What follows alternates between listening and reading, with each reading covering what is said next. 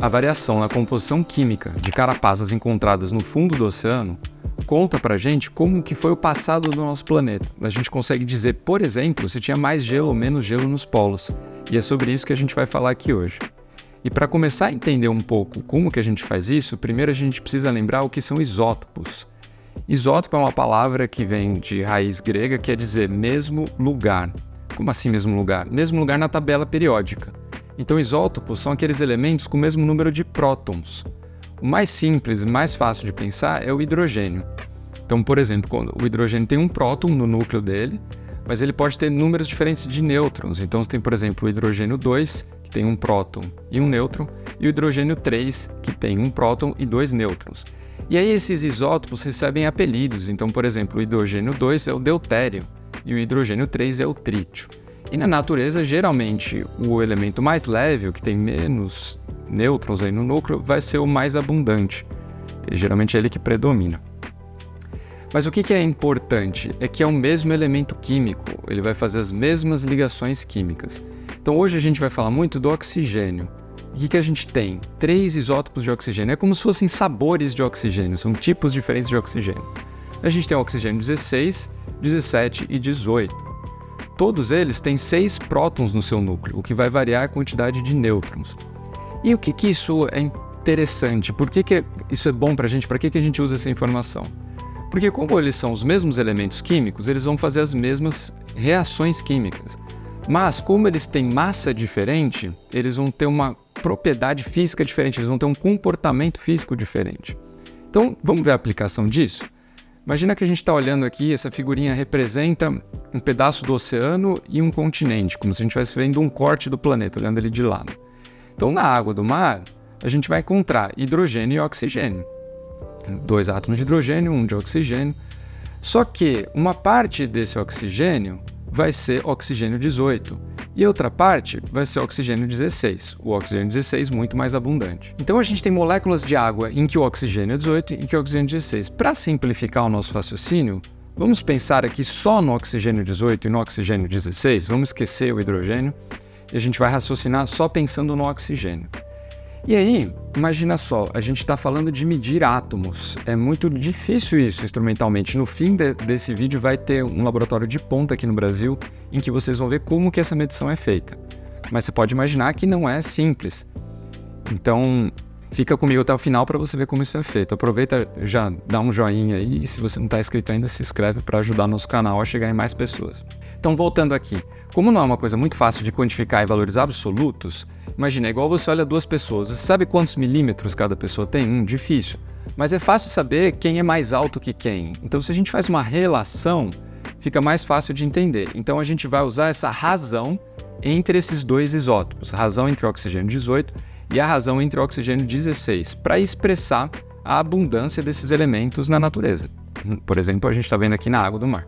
E aí, lembra que eu falei que eles fazem a mesma molécula, mas eles têm um comportamento físico diferente? Então, quando a água do mar evapora, o que acontece?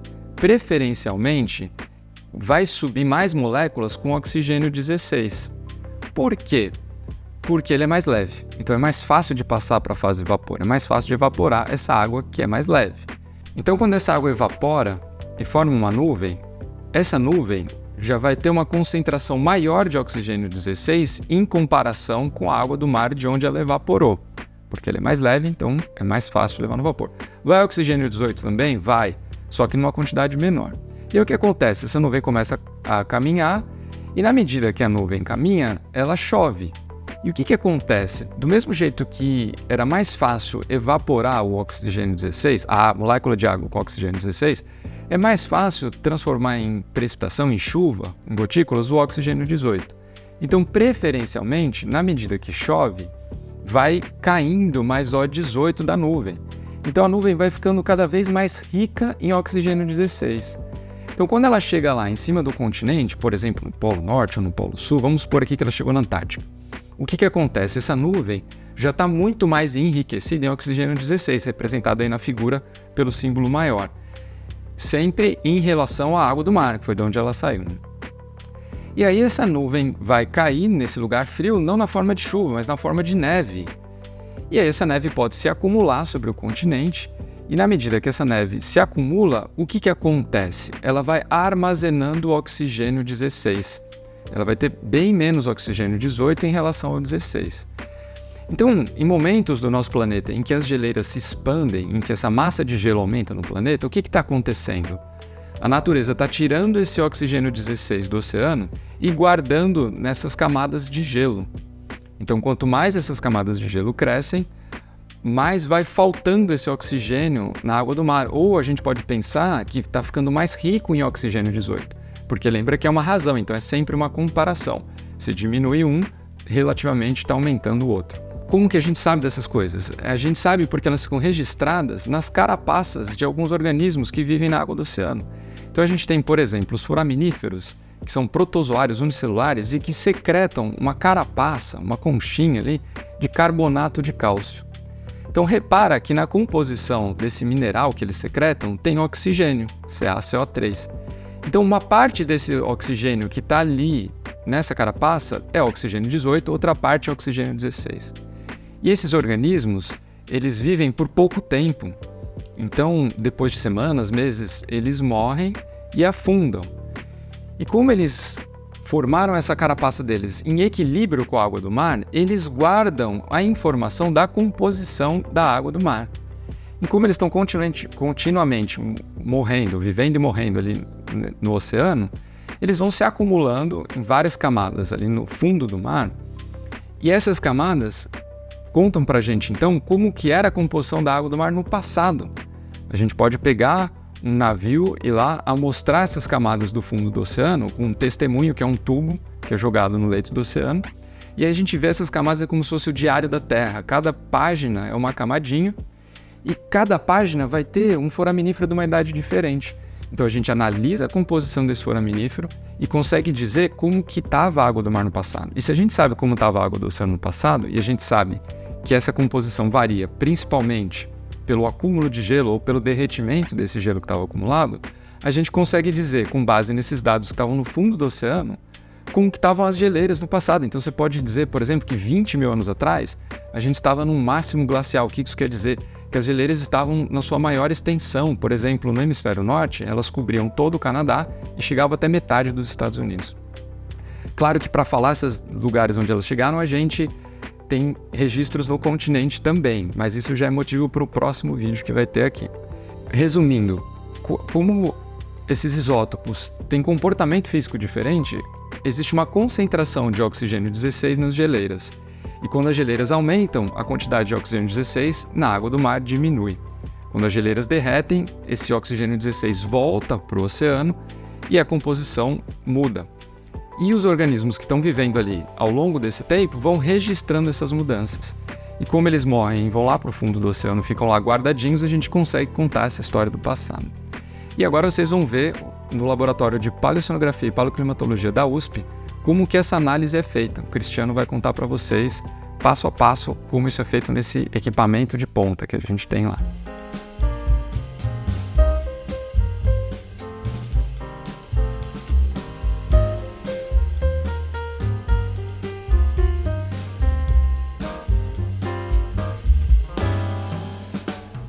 Esse é o espectrômetro de massa.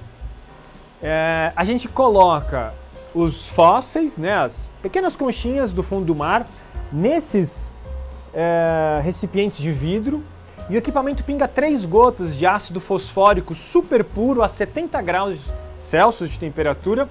Isso faz com que ocorra uma reação química que produz CO2 e um pouquinho de vapor d'água. O equipamento depois separa o CO2 da água em 2 armadilhas que funcionam com nitrogênio líquido. Então, tanto a água como o CO2 são jogados a temperatura lá embaixo, menos 80 graus, e gradativamente o equipamento vai aquecendo a amostra até que o CO2 sublima, vai para a fase gasosa de novo e escapa, né? A água fica retida nesse equipamento aqui.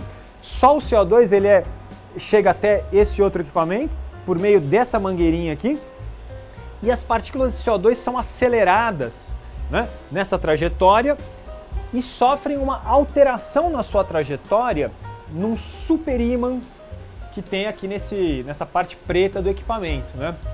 Conforme a molécula de CO2 tem por exemplo, carbono 13 e oxigênio 18, que são mais pesados do que carbono 12 e oxigênio 16, a deflexão na trajetória é menor.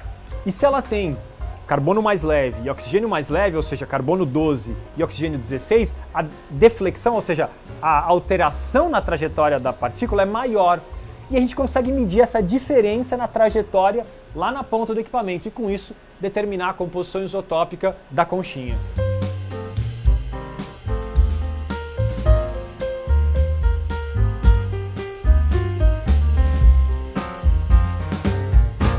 Interessante, né? Como que a gente consegue medir a quantidade de átomos, o peso desses átomos pela curva que eles fazem. Isso é usado em várias outras técnicas. Se você está gostando desse conteúdo, considere se inscrever aqui no canal e compartilhar esse vídeo com alguém. Assim a gente chega em mais pessoas e pode continuar produzindo esse conteúdo para vocês. Um abraço e te vejo no próximo vídeo.